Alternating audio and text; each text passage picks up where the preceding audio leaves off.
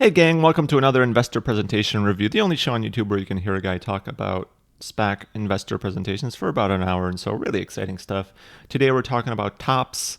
Yes, the tops of your childhood if you ever collected cards. They were a big mainstay of my life along with other basketball card companies in the 90s and early 2000s.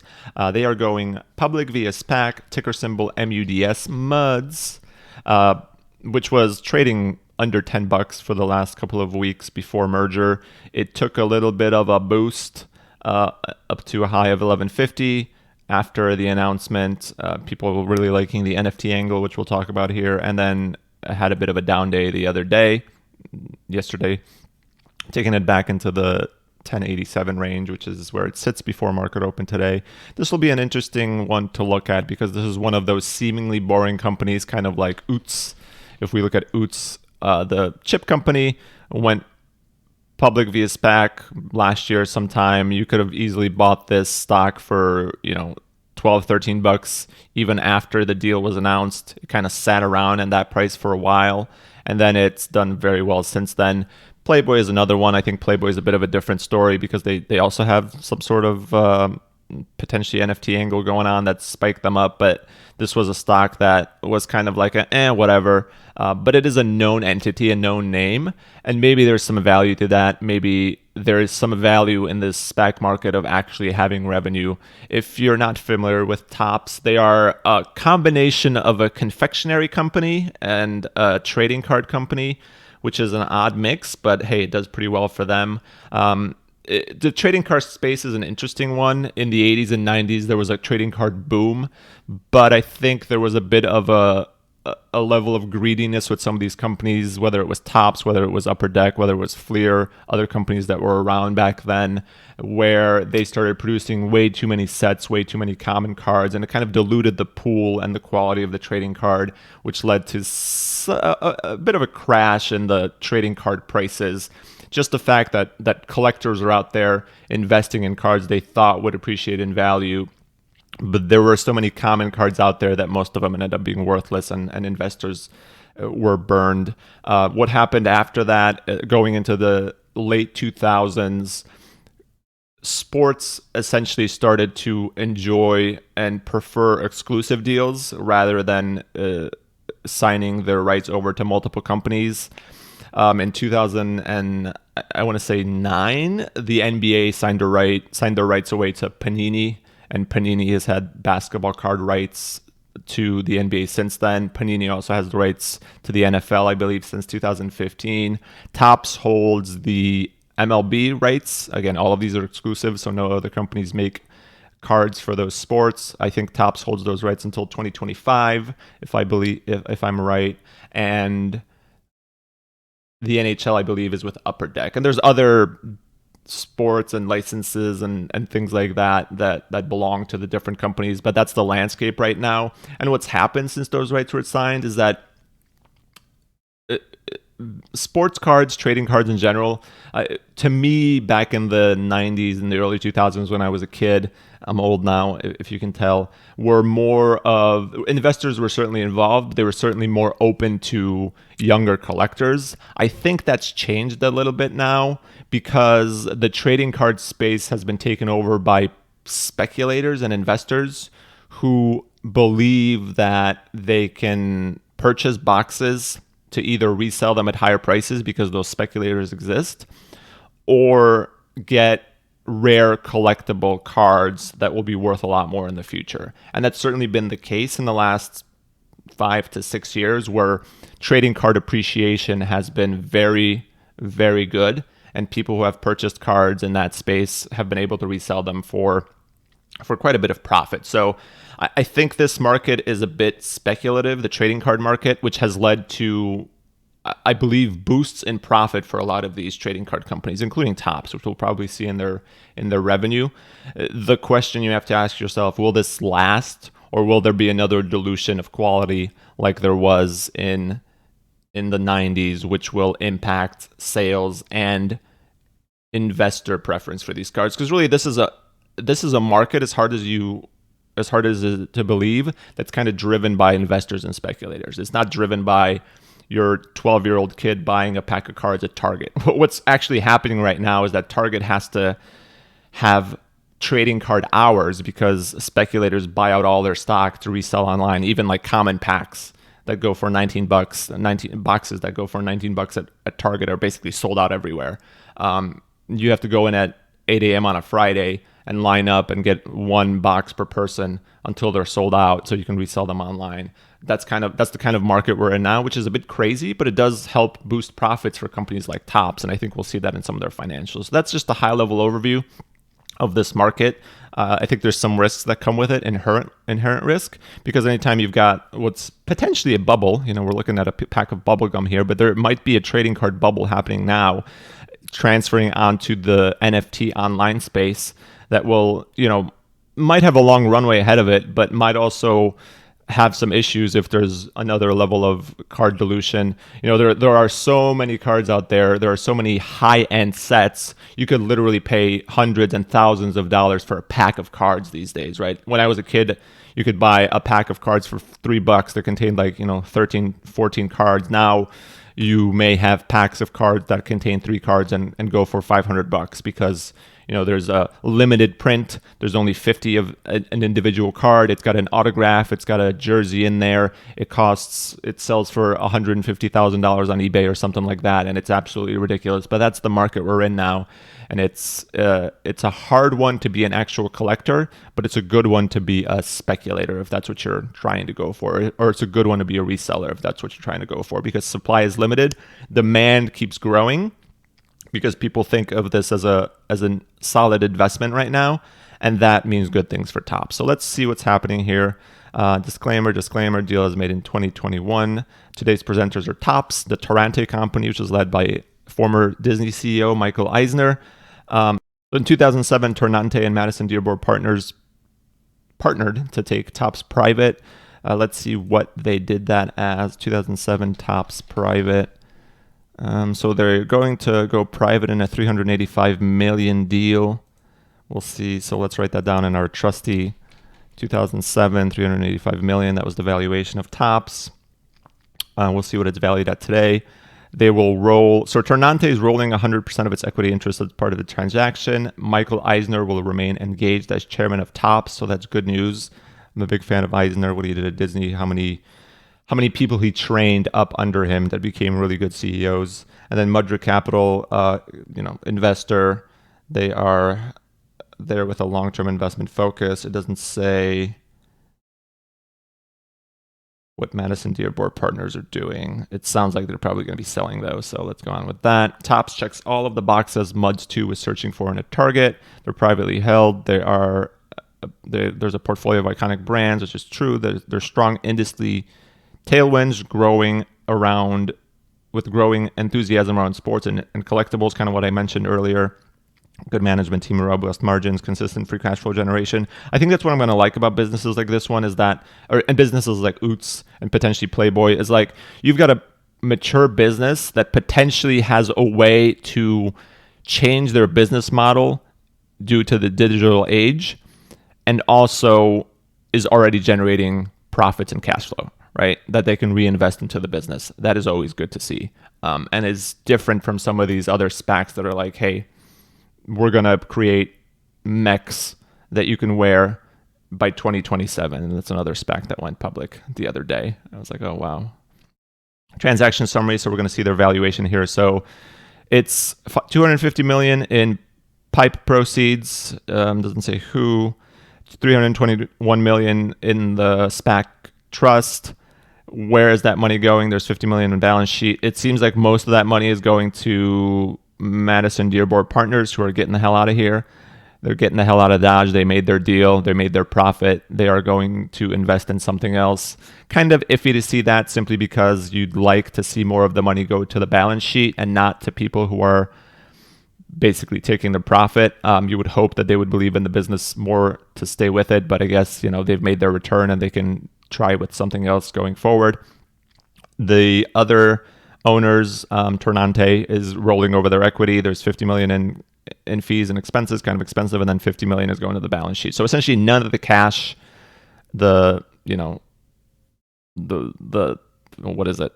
250, 521. Yeah, none of the 521 million is going to the balance sheet. It's all going to the exiting shareholders, which isn't super good to see. So you've got an equity value of 1.163 billion. So 1163, that's your market cap, and you've got an EV of 1307. So basically you're left with a company that's got a 1.16 billion market cap. You're looking at 50 million in cash, 194 million in debt, so it's net cash negative, and an enterprise value of 1.3 billion. So if we kind of look at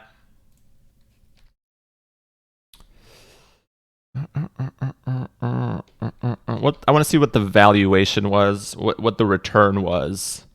So this is 2007. We're talking probably about 13, 14 years. Let's just aim at 14. So they got, am I doing this right? Okay, this is the right. So they've got about 9.8% return. If it's 14 years, I don't know the timing, it's 9.1%. If you look at the S&P 500 in that time frame, I kind of like to compare that against private investments sometimes. It's with dividends reinvested, it's about 9.5, 9.8% as well. So you're talking a reasonable return within that time frame for Madison Dearborn Partners. But it also means that it's a reasonable price that the SPAC is paying today based on what the market return in that time frame. So you're essentially saying, hey, Topps has performed about as well as the market. Whether or not that's true, it's something we'll dive into, but it's not an excessive return for the private capital that's exiting. It's a reasonable return in relation to what the market has returned in the 13 to 14 years that they've owned this company in a private manner. So the deal doesn't seem too terrible.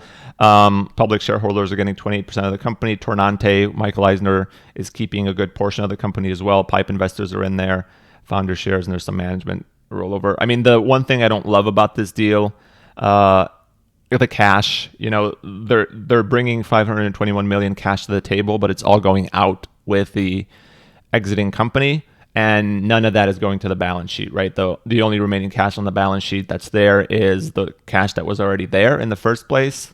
So that's not amazing for the purposes of future growth. I like SPAC deals that are essentially cash accretive to the company, because then the company can use that cash to grow further.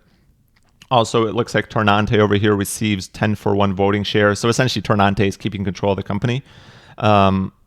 They're going to be the owners, not the public.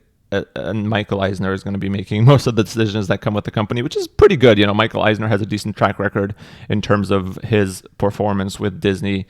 If you're not familiar with Disney, it's a pretty big company these days. Obviously, they became bigger under the leadership post Michael Eisner, but hey, what are you going to do? Some of the leadership was handpicked and developed under Michael Eisner's tutelage as well. So that was pretty good.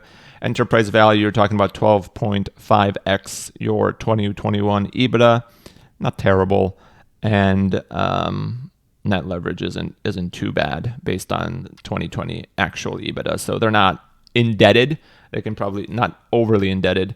They can certainly take on additional debt if you want to grow, but it would have been better if, you know, these guys didn't exit right away and kept some of that cash for the balance sheet and stayed on as investors, but who can blame them? So business overview and growth strategy. What does Topps do? 55% of their income or the revenue comes from physical sports and entertainment. So baseball cards, stickers, etc., trading cards. They have rights to MLB, like I mentioned, apparently the UEFA something, soccer, Formula One, Star Wars, WWE, and Garbage Pail Kids, huge. 6% of the revenue comes from digital. I think this is going to be something that investors are going to focus on. How can they grow that? Because obviously digital is the next frontier of trading cards. If NBA Top Shot is any indication, 4% of their sports and entertainment revenue comes from gift cards. Apparently they have a global gifting and payment solutions system for consumer-centric tech companies. That's interesting. And then 35% of the revenue comes from confections. They have ring pop, bazookas, bottle pops, push pops, and juicy drops. So edible entertainment, as they call it. Some of that stuff comes with Bazooka Joe bubblegum. I think comes with a little comics or little baseball cards, even ring pops, or, you know, cute little diamond rings in in-ring pop form. So physical sports and entertainment, they're going to claim, hey, this memorabilia market is booming. It is. Mike Trout trading card sells for almost 4 million, breaks record set by Honus Wagner card. A lot of this, these sale prices that are really amping up, and this isn't really relative to the sports card industry. I mean, you have had some news about NFTs selling for millions and millions of dollars, but even recent cards like the Luka Doncic rookie card selling for 4.6 million. A lot of this is, again, low supply from some of these card makers. Panini is very good at doing this and creating various different types of the same card. So there's going to be like a gold card, a silver card, a prism card, whatever. And each one of these cards has a different rarity. So there might be a platinum card that's actually the one and only in that set. And if you can get that one and only platinum rookie card, it might be worth $5 million, which is how they can get away with selling literally packs of cards for hundreds and thousands of dollars. What they've started doing recently, Panini, not Topps, and maybe Topps will take this up, is because there's such a demand for their product and they're limiting releases. They've started doing Dutch auctions for some of their cards.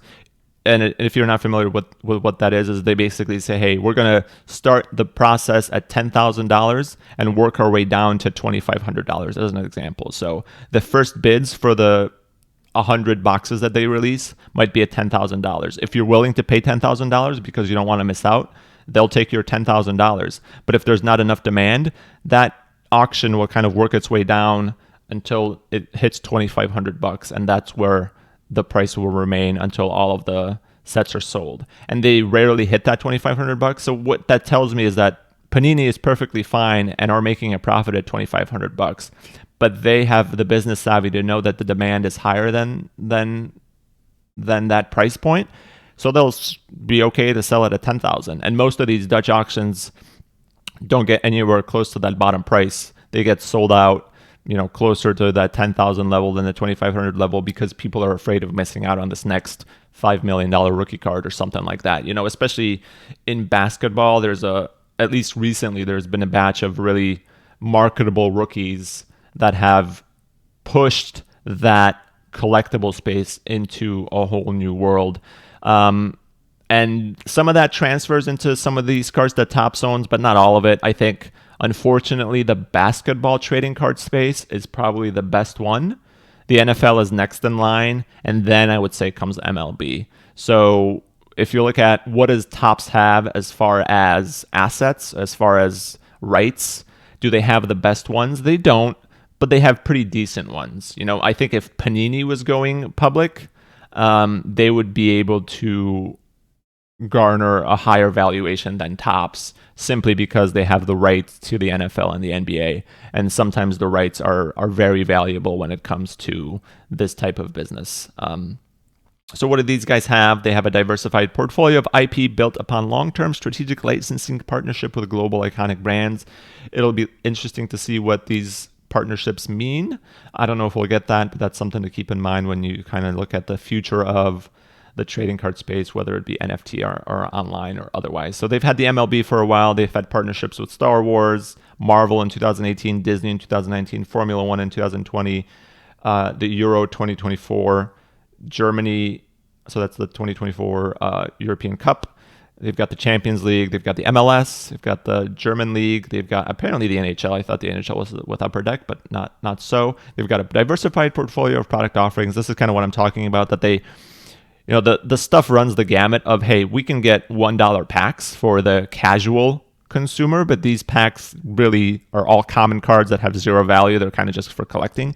And then we'll have these unique, $50 packs that are more rare that may give you a chance at this very rare card. And then we can run that all the way up to $25,000 a box of cards or box of Star Wars cards or whatever collectible item you may have. They're purely targeted high-end enthusiasts. And by that, they probably mean speculators, people who think that they can buy this $25,000 box, sell it online for $50,000 right away, and or hold it for 10 years and sell it for $300,000, right? That's the mindset of people who buy these types of expensive things. And that's great. And they've been selling out consistently across the board for all of these companies. The problem is, if this market ever crashes, this probably high margin revenue product kind of starts to disappear, and that may be a push on revenue. So who are they really connecting with? Kids. There's certainly some of this stuff that goes towards kids, collectors and fans, and high-end enthusiasts. I think high-end enthusiasts are the ones that have pulled this market to where it is today from where it was, a decade ago. So where is this distribution coming from? Retail, e-commerce, hobby stores, which are becoming more rare these days. But these are all percentages of physical sports and entertainment sales. So what's next? What's next for these guys? There's obviously growth through e-commerce. They're selling stuff on their own website. So let's go to that. Let's go to topps.com. You can go over here and buy various cards, new releases, card bundles. So you're not even buying packs. You're buying individual cards, which is cool to see. They're doing curated sets, on-demand stuff, exclusive pack products, collaborations with influencers. A lot of that is causing this print-on-demand business to grow. And this is pretty cool for just collectors who like a player, who aren't necessarily buying a card to make money on it, right? You're not going to make money on a card like this one that everybody can buy and that there's no limit to it. But if you like Akil Baddoo, whoever that is, you might be willing to pay $9 to kind of have that card in your collection. You might be willing to pay $64 to have this 11 card bundle. You might be able to just buy a set of cards for the team you like or something like that. I'm sure that's probably available. You're not going to make money in this because everybody can buy this, but that's not for the high-end investors. It's for people who just want to collect things. And obviously that's working well for them. They've grown that e-commerce business from 5 million in 2015 all the way up to almost 100 million in 2020. They're growing through innovation too. So right, they're doing unboxing. Unboxing is a big thing online. People even do unboxing for e-cards in FIFA 2021 or whatever. So that's interesting to see. So I think that's going to become more and more a thing. If you are at all interested in NBA Top Shot or know about NBA Top Shot, it's an NBA NFT type thing. So basically basketball cards, they call them moments online.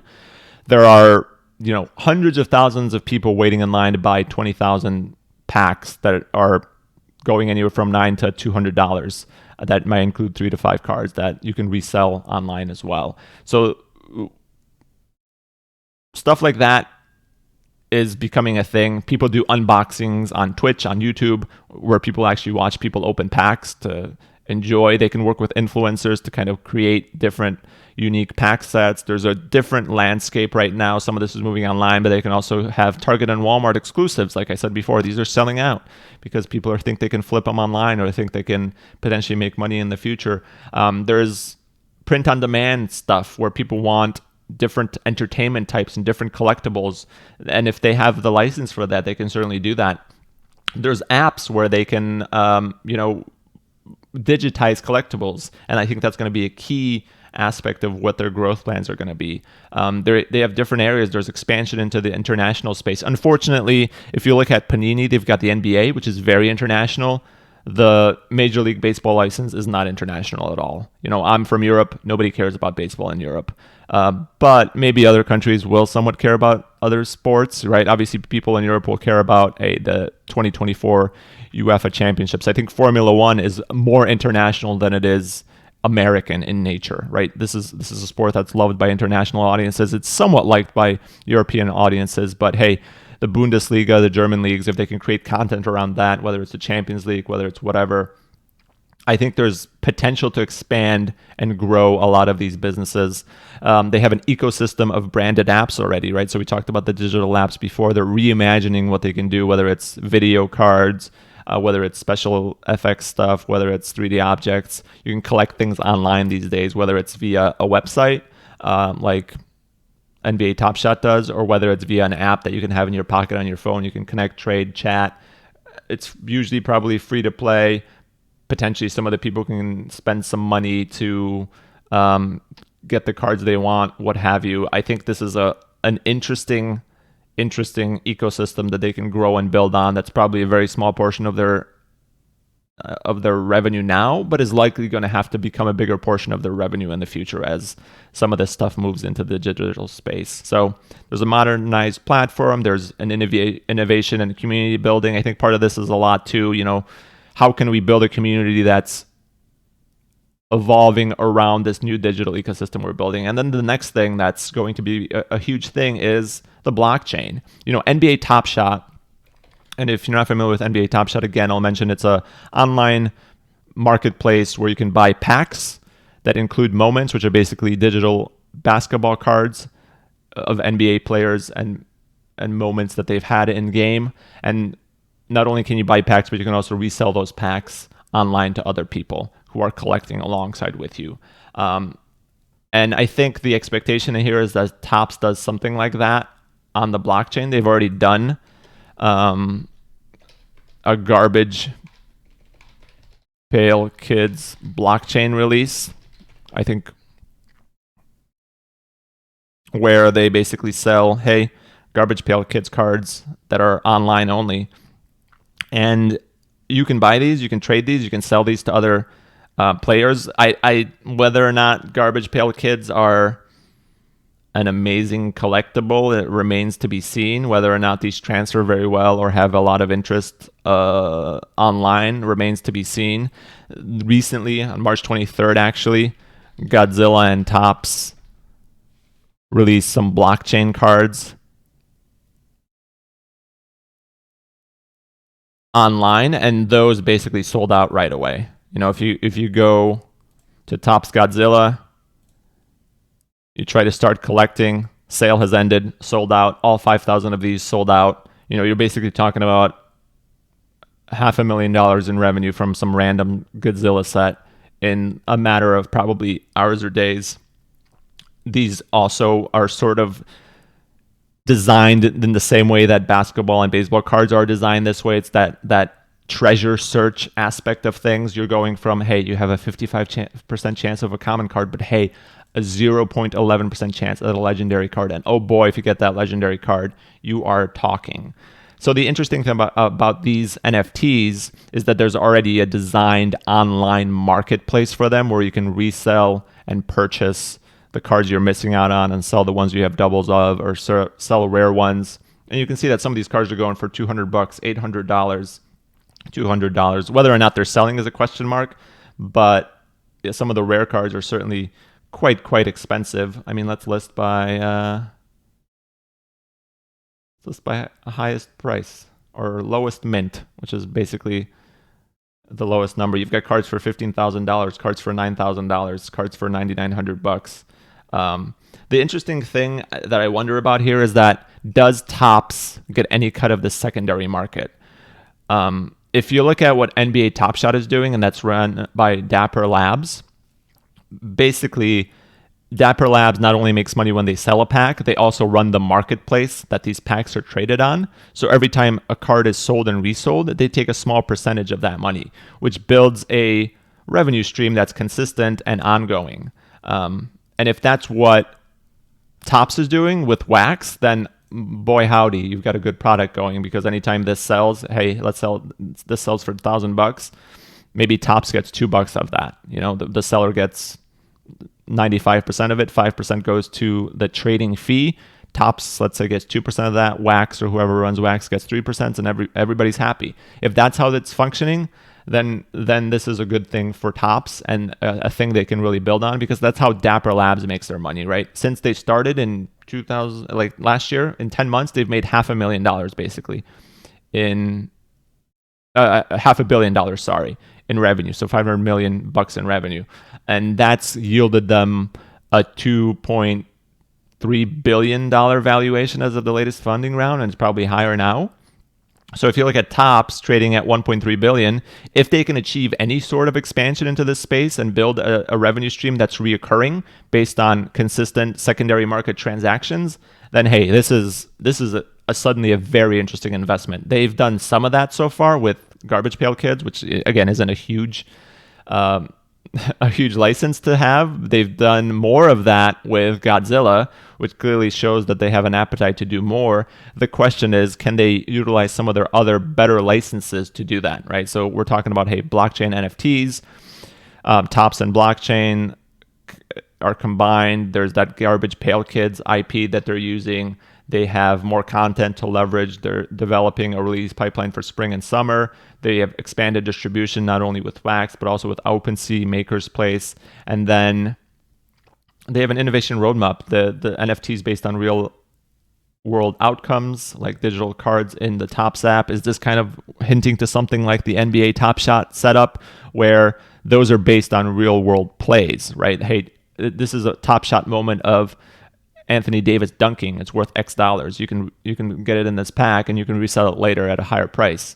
Right now, that Top Shot area, I think, is running a lot based on hype and speculators that think they could just buy a pack for $9 and resell for more, and that's certainly the case. I bought a pack for $14 that included a Victor Oladipo card that I sold the next day for $85, and I still have 2 more cards from that pack. So there's certainly a level of speculation that's driving people's interest in that. Is that going to be the case for anything that Tops releases? Maybe that's the case. They're going to have NFTs connected to Tops apps, physical product, and unique events. They're going to have NFTs providing utility to games and community building activities. I mean, imagine if you have an NFT that's a 1 out of 1 card, you can connect with Tops and say, hey, for $10, you can send me that version of the card, the physical version of the card. How awesome is that? Not only are they making money from the NFT product, not only are they potentially making money from that NFT product being traded on secondary marketplaces, but they're also making money by printing out the physical product for you if you want it, and holding unique events where you can get more things. It's a great model, I think, that they can really potentially take advantage of, but I don't think it's by any means a guarantee, because you have to think about what the limitations of their licenses are. For example, Panini Group owns the license to print NBA cards in the physical space, but Dapper Labs was able to negotiate for the digital rights somehow. So it's quite likely that Tops will still have to pay additional money for the rights to actually set something up like that if they want to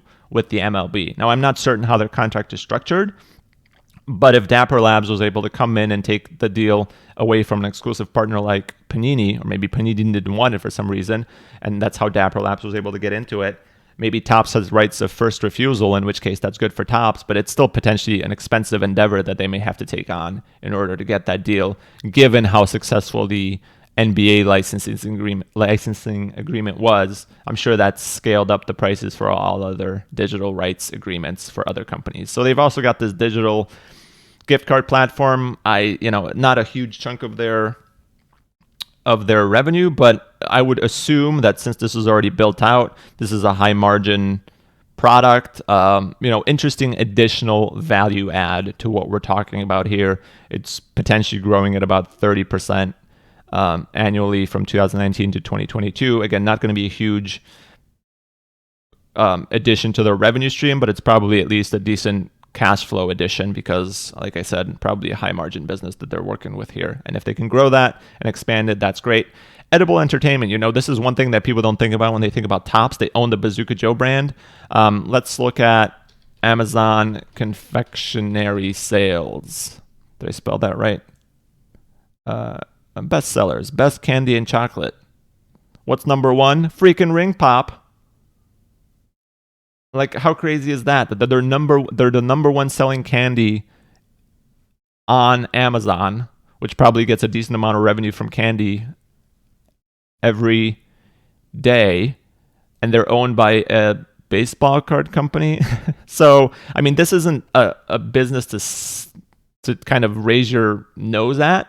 This is a business that's already generating a decent amount of revenue and growing pretty darn well. They have good partnerships online and also in store. They're adding new brands every year. They can probably expand these brands more so than they've done already, based on what's working. And again, they're the top selling non-chocolate items in U.S. retail. They've got 3 out of the top 10 non-chocolate items in U.S. retail. That's pretty good. And the top selling item in candy and chocolate on Amazon. Pretty good. So this is an interesting addition, an interesting business model, multi-pronged approach here. You've got the trading cards, you've got the gift cards, small portion of the business. You've got this confectionery business that's doing pretty darn well, growing pretty solid, better than the confections category, growing at a much higher clip than the confections category. And I mean, that's pretty good. If you're growing your retail confection sales by 5% when everything else is growing at a 1.6% clip, that's solid. That's a solid revenue generator and probably a solid cash flow generator. So what are they going to do? They're going to continue to innovate and break through. I mean, they can use some of their licenses probably to sell their products as well. Star Wars license, certainly very good for sales of branded candy. Hey, Mandalorian, Baby Yoda's very cute. Let's sell some more candy. Let's do it. They're going to build international markets. So existing core markets are over here. Their licensed markets are over here. They've got new market opportunities to expand to. Pretty cool. Can they license some of their other stuff out to other markets? Who knows?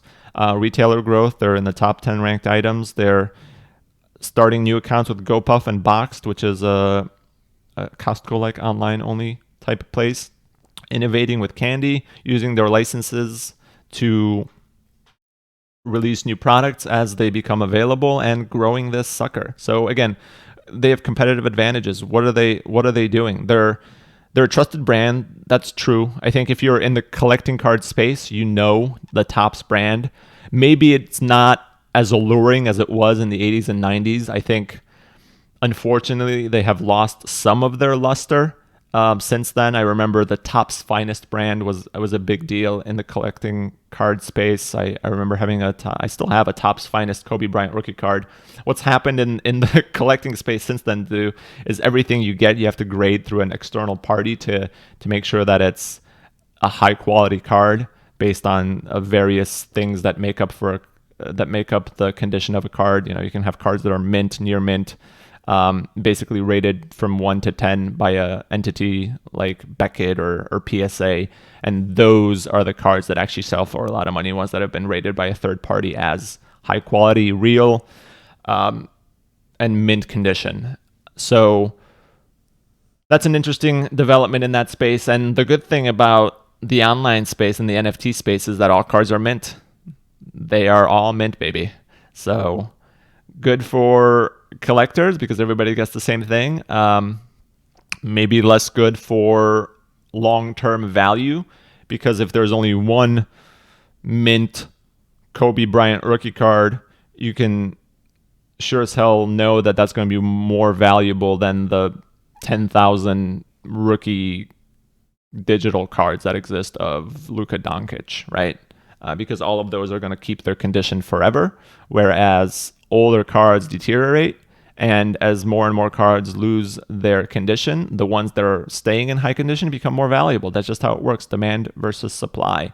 The supply for these blockchain cards are probably never going to change. The supply for some of these baseball cards, basketball cards, physical cards that are coming out today will certainly change because people will lose them, people will not keep them in great condition, etc. So value may go up over time just because of that. Innovation, that's the huge thing you want to depend on as an investor in Topps. How are they going to take advantage of Topps.com? And most importantly, how are they going to take advantage of the blockchain? They've already done Garbage Pail Kids, they've done Godzilla. What's next? Really, I think what people want to see from this is an MLB Top Shot type thing, where they can take what Dapper Labs did for the NBA and take their licenses that they have now, whether it's Formula One, whether it's baseball, whether it's the European Championships in 2024, whether it's the Champions League, whether it's the WWE even, right? Whether it's Star Wars, some of these bigger names in the collectible space, not just Godzilla or Garbage Pail Kids. If they can do that and transform it into a solution that is as cool and appreciated as Top Shot is, and also drive recurring revenue towards the Topps brand via a secondary market that Topps has a cut of, this valuation is going to be a slam dunk deal. That's all I can say. Like, this thing has the potential to be a 10x return in the next couple of years if they can execute on this sort of transformation onto the online space. Now, you're also in a spot where this NFT thing, is it a bubble that's going to explode? Is Topps going to have to pay too much for those rights and get in at a time where things are kind of on the downslope rather than the upslope? Those are question marks that have to be answered. Those are question marks that you have to deal with as an investor.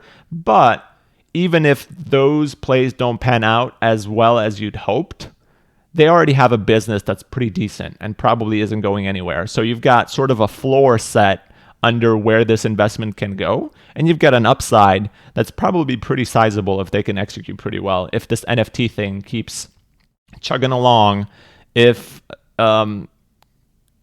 consumer interest in it is there, if consumer expansion continues to be there, if some of this digital stuff works out for them, there's a lot of upside here. So let's look at the financial overview, right? They've done pretty well, right? You're talking about 2019 to 2020 actuals, 23% growth there. I think part of that has to do with some of this baseball card boom that I talked about earlier in the video that really improved their EBITDA, pretty solid margins here. They probably have a pretty good line of sight into 2021 already. So these projections of 22% growth, pretty solid, pretty darn solid. Again, EBITDA growth is there as well. They're projecting 12% growth into 2022. I think some of this probably doesn't even assume a ton of adoption on the NFT space. If they can develop more there, this could be relatively conservative, because I don't think they're saying, hey, we're going to be exploding onto the NFT scene within 3 months. If they can release some sort of MLB Top Shot type product before 2022, these projections could be thrown out of the water, and you could be talking about 1 billion plus in revenue if that thing takes off like Dapper Labs' product did. And again, there's less interest in MLB, I think, internationally than there is for NBA, and I think there's probably going to be less appeal to something like that, but it's still going to be it should be a decent revenue generator for them. It's going to serve to drive some interest into the NFT space and certainly into Topps as a brand. And again, this is not a hugely capital intensive product. So, hey, pretty good. What that means is that even though this company has debt, even though they're not getting a lot of cash infused onto the balance sheet, they're not burning through cash every year. They're already a mature cash flow generating business. They're accelerating that cash flow generation through the years. And I think they're going to be able to invest, if they have to invest into an NFT expansion, if they have to get rights for something like MLB Top Shot or an MLB-based NFT product. So, like I said, hey, look at this, 210 to 314. I think this continued expansion into speculative territory on the trading card front, there is risk here, I think, in terms of, is the bubble going to continue? It is a bit of a bubble, I would say. I think a lot of people in the trading card space would agree with me on that front. People are just buying these things on the assumption that prices are going to go up, right? They're not necessarily buying them because they are collectors. And that's also true for stuff like NBA Top Shot, right? I think so many people are in that space right now because they can buy a $14 pack and sell it for $85 the next day. That's not going to continue forever. As more people get into it, the supply is going to outpace the demand, and then prices will crater.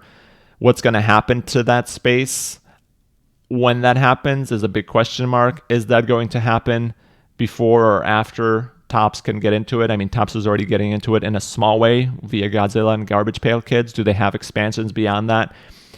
Can they do something with Marvel? Can they do something with Disney? Can they do something with Star Wars? I mean, Michael Eisner was the CEO of Disney. All of those licenses are with Topps. Can they get better digital licenses where they can, hey, we're going to give a cut to Disney. We're going to give a cut to ourselves. We're going to give a cut to whoever does the blockchain. But even if we're making a small percentage of each transaction, and there's a lot of transactions happening, that could be a big revenue generator for Topps that isn't really accounted for here, right? Their confection space is basically steady. Digital, sports and entertainment growing. So you can kind of see that their assumptions around whatever they're doing on the NFT space, whether it's Topps.com or blockchain, whatever, it's not a lot, right? And then their gift chain model business is growing a bit as well. So pretty decent growth there. Generically normal inflation type growth in the confectionery space, but that's going to provide you with relatively steady and predictable revenue and cash flow, whereas this is going to be a bit more erratic depending on how the market develops. Trading cards probably aren't going anywhere. Digital trading cards probably aren't going anywhere, but they do ebb and flow. The market peaks, the market falls, the market starts growing again. So are we in the peak where this is optimistic? It's hard to tell. Are we nowhere close to a digital NFT peak where this is pessimistic? It's hard to tell, but I think, the answer lies somewhere in the middle, where these may grow at a higher pace, these may grow at a lower pace, but overall, I think these are reasonably believable projections, which is more than you can say for a lot of other SPACs, simply because they've achieved it in the last year. There wasn't a lot of growth in 2019 between 2018, but hey, there was more in 2020. And some of that is potentially due to some of the new deals they signed. Sorry for scrolling back up, but hey, they added, Disney over here, Marvel, Formula One, etc. So pretty decent here. If you're talking about valuation, 2021 is 692 million. So that's 1.8 over 2021 revenue, 1.6 market cap. So enterprise value over sales is 1.8, market cap over sales is 1.7. That's reasonable for a company that's potentially growing at 20% plus. If you look at the S&P 500 as a whole, what's their price over sales? Price over sales ratio. Boom, boom, boom, boom, boom, boom, boom, boom. So the S&P 500 price over sales ratio, historically has been in that 1.6 range. It's basically in the 3.0 range right now. What is the S&P 500 growing their earnings at? Basically nothing. It's flat. It's just an expansion of multiples that has driven some of this stuff. So you're talking about a 3.0 price over sales range for something that's probably growing revenue at, what's the S&P 500 revenue growth rate? 2.7% year over year, flat. Again, obviously that's a pandemic influenced year, but if you even go year over here, hopefully this will give us some more information. At its peak, the S&P 500 kind of grows in the sub 10 range, and on average, it's probably in the closer to 5% range outside of a pandemic in terms of revenue growth. So inflation plus some GDP expansion plus some revenue expansion, whatever. This is a company that's growing well more than that and priced almost half the price of the S&P, slightly above half, but let's say 30 to 40% below where the S&P is priced, with some potential for expanding revenue due to what we're seeing in the digital space. So it seems fairly priced to me at $10, even a little bit underpriced. I do own shares of MUDS, honestly. I will say that. So please keep that in mind. Also keep in mind that I am not a qualified financial advisor, so any recommendations here are just done for fun. I'm doing this research for fun. Talk to a qualified financial advisor before you make any investment decisions. This seems like a fair valuation to me. This seems like a company that I want to potentially buy more of if it keeps going down. I've held the stock since before the announcement, so my buy-in is actually somewhere in the 980 range. I think I bought it somewhere over here. So I'm okay with where it's priced now. I would probably purchase more at today's prices. I think there's potential upside. There's drivers of upside that might come in the short term, that even if you're a swing investor, even if you're a short-term investor, you might do okay here. Simply because, hey, any announcements around NFTs are treated well in this market. Let's say they make a deal with Star Wars. Let's say they make a deal with Marvel. Let's say they're releasing something on the MLB side. This thing could run really quickly, even if you're not a long-term holder. For me, this is probably going to be a long-term hold, honestly. This is one of those companies that are like, this is interesting. I think this is a model that is unique as far as an investment goes, because you can't find this in other areas. Most of the trading card space is private, so you can kind of see where their growth is, you can kind of see where their margins are, what they're doing.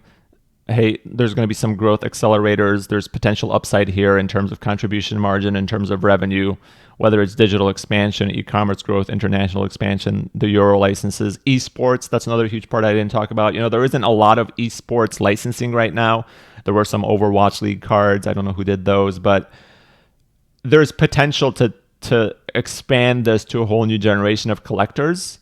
People who don't love traditional sports, people who like, esports. I think some of this stuff, some of their sports memorabilia stuff is kind of looking towards the high-end collector. Some of their confectionery and some of their licensed stuff around Garbage Pail Kids or Marvel or Star Wars or whatever is kind of towards the younger end of the scale, especially on the confectionery side.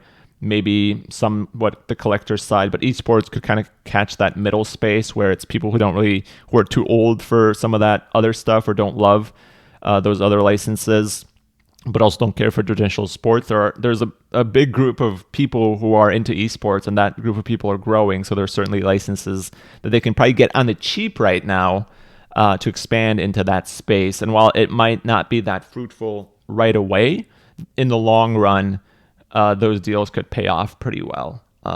So like I said, licensing platforms, none of these are really traded. You can't really buy into the sports ecosphere that easily. There's a couple of publicly traded sports teams like MSG, Juventus, other stuff like that. Licensing platforms, Fanatics, I know, had a recent fundraising round. They'll probably be IPOing eventually, but now you've got Topps is really one of the only one in this space. Esports, again, there's a lot of brands in there that you can have licenses with pretty cheaply, I would say, probably at this point. And most of those are not publicly traded yet because a lot of that is pre-profit still. So there's still plenty of space to go.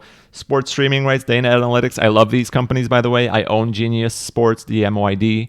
They just made a deal with NFL.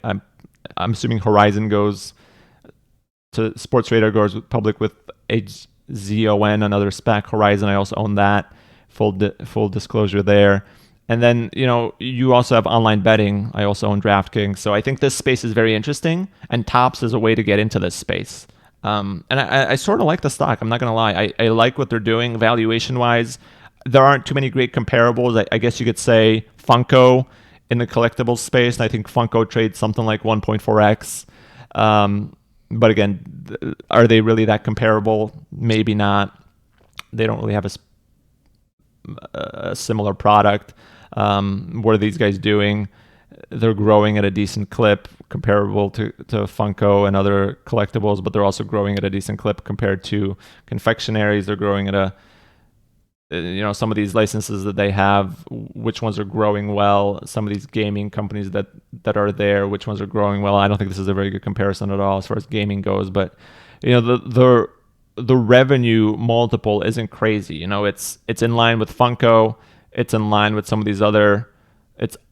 It's under some of these other confection plays, under some of these sports and entertainment plays, under some of these gaming digital interaction plays, which again aren't a very good comparison. I just think none of these are great comparisons. If I had to put my mouth to something, it'd be like Funko as a reasonable comparison where their valuations are kind of in line, which again leads to a level of fairness. But I think Topps is a more interesting play on the NFT space than Funko is, but both could be for all we know because it's such a new space. Overall, I think this is just an interesting play. I think what you're going to get out of this is a business that's already well established in multiple areas. It's not just a physical sports and entertainment play. You also get this confectionery space. You also get this gift card space. You get a little bit of an expanding digital sports and entertainment space. I think there's going to be some licensing announcements that they're going to have in the future. There's opportunities there. There's opportunities for mergers and acquisitions that they could get into. Hey, is Upper Deck open for a combination? They have some licenses that Topps would probably enjoy. They're kind of on the downward spiral in this space, I would say. compared to Topps and especially compared to Panini and even new up-and-comers like Dapper Labs? Can they expand into the NFT space in a bigger way than they have already? They're certainly going to try. I think the big play there is going to be actual sports leagues, not just Garbage Pail Kids, not just Godzilla, but even franchises that are better than Godzilla or bigger than Godzilla are going to be a good thing. We're talking about Star Wars, Marvel, but if they can expand into the NFT space with MLB, with soccer leagues, MLS, whatever, esports licensing opportunities in the NFT space. I mean, the road that's out there is very murky, but it could be very lucrative depending on what they do. Unfortunately, they don't have a ton of cash from this transaction. It'd be great if they did, but even without that cash, they're not overly leveraged. They're a free cash flow positive company. They can take on additional debt.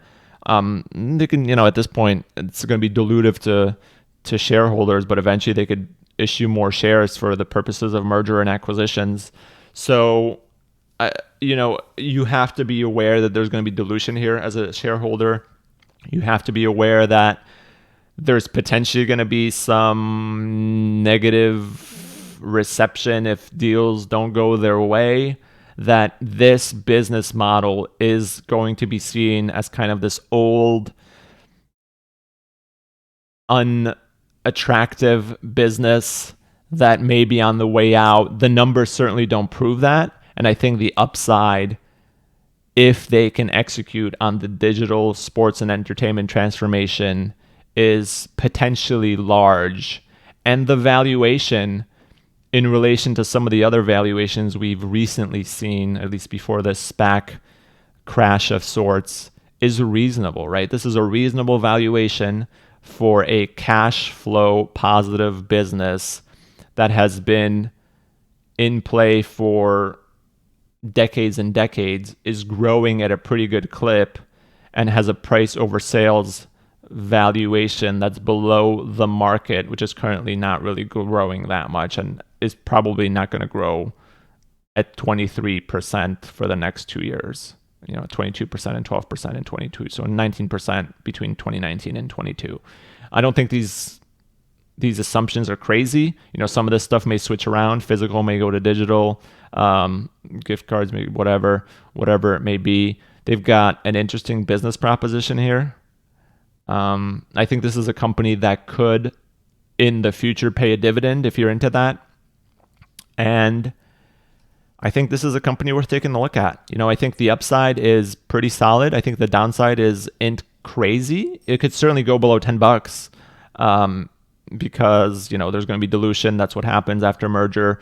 Warrants are executed. Warrants are taken into account. So be aware of the dilution. Be aware of potential additional debt to take on to fund additional licenses, to fund digital licenses if they don't already have them, to fund mergers and acquisitions, probably, potentially. But if you're in it for the quick flip, if there's some good news around, hey, an MLB NFT digital license of sorts, this thing could fly.